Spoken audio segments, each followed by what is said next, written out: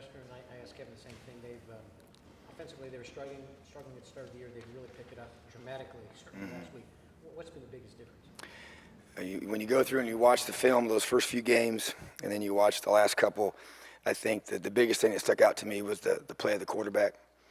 You know, he's really way more comfortable than he was early on. You can just tell with his feet and where his eyes are going, how he's releasing the football. Even the velocity on the ball just seems to be a lot more confidence.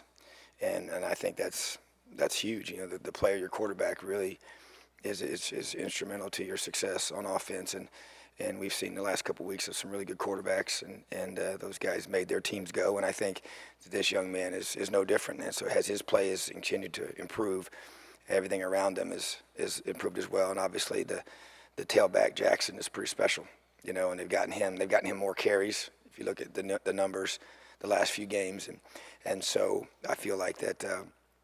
You know, he's kind of getting into his little niche with their system there offensively. So I think those are probably the two key things that stick out from the first couple. Carr's leading the league in receiving too. What do you see? How's he emerged as a player? What do you see from him? You know, he's just we were watching him a lot yesterday, and he just catches everything.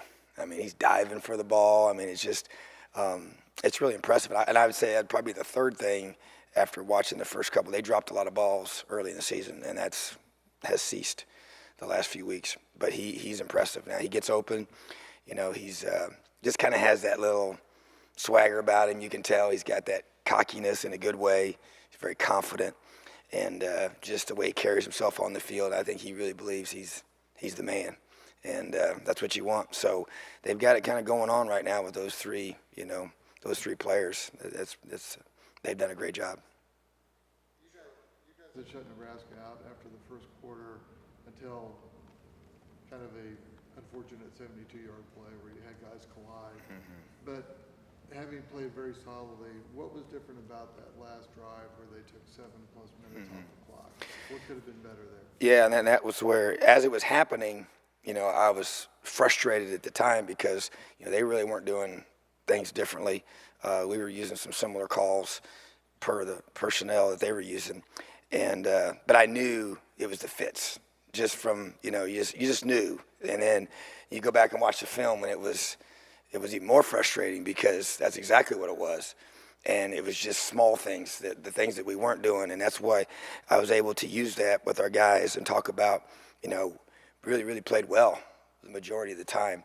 But when we had to have it in that final drive, we needed one more takeaway. We needed one more stop. And it was not fitting the run right. You know, a guy not scraping or a guy not spilling or this or that. And you know, I think a couple guys might have been playing too many snaps. And I think they get there at the end, a little fatigue might set in. And that was my challenge to the twos. We got to have more twos step up so we get some of these key guys, get some rest earlier in the game, and to allow us to be able to be at our best and also challenge those guys. And some of those were in there. I froze. In fact, I got to one of the plays. It was 6 minutes and I think 12 seconds to go in the game, and I froze it, and there was about 4 or 5 guys that are not starters on the field. And I pointed each one of them. I said, you have to take ownership. When you're in the game with 6 minutes to go to win the game and be the top 10 team in the country. You do that on Tuesday and Wednesday and Thursday during walkthroughs, during practice, the mental reps, the physical reps that you're going to get, and being at your best and being able to count on you in those critical situations. So I think it's a culmination of those, you know, and it's our depth and just getting us to a position where, you know, we're not just content with playing good. We want to be great. And that was the whole challenge. Matter of fact, I used the book, Good to Great. I brought it to the meeting on Sunday. I have it in my library. And that's why it's hard to go from being good to great. That's why a lot of books have been written about it. Because it takes a lot of mental discipline and a lot of little things that a lot of people aren't willing to do to become great. And that's what we needed to be able to be the top 10 team in that situation, and we fell short. Deshaun really defended a couple of deep balls competitively Saturday. How are they kind of emerging in confidence and in performance on the outside? Yeah, I think you saw evidence of it Saturday, that their confidence is really growing. And they did a really good job against some talented receivers and doing a great job of squeezing routes and getting their head around and, you know, getting their hands on the balls. And, you know, the one with Marcelino was just kind of a fluky thing. I mean, you couldn't ask him to play it any better. And then the one at the end, the 72-yarder, that's one where it was actually underthrown, and so it kind of makes it hard on the corner. So he goes to turn his head around, and the receiver sees the ball, and the ball is underthrown and thrown to the inside.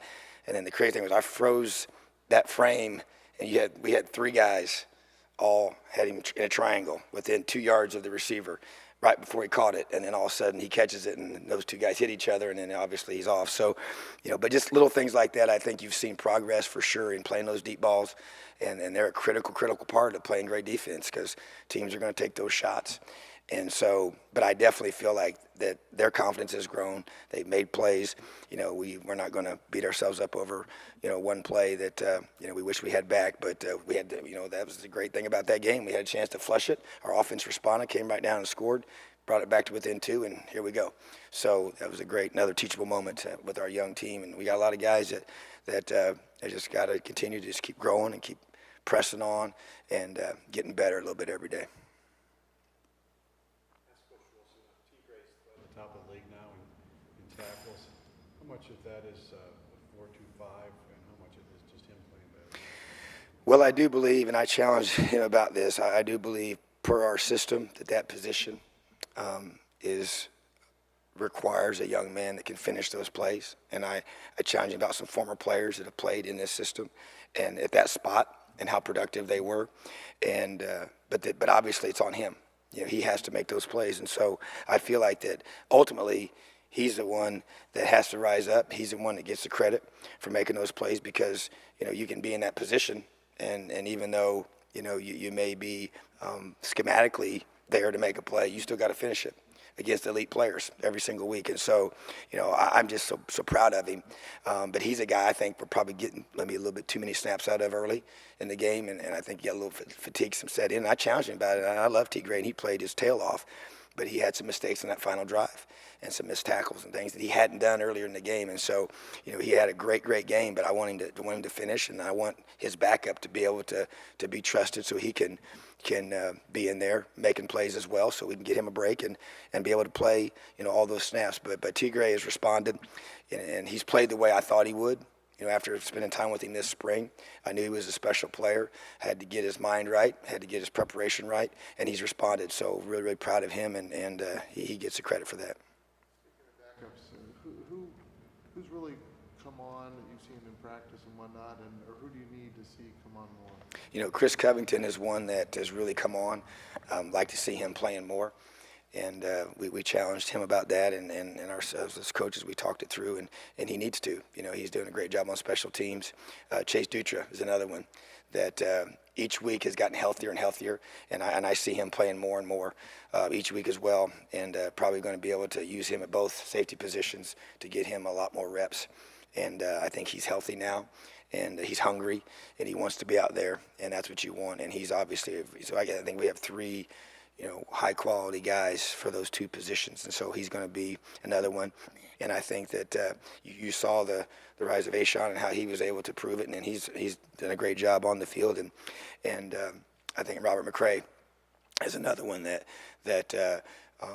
has a different skill set than some of our guys at that position and can do some great things. We got to get him now to the point where he plays the run as well as he rushes the passer.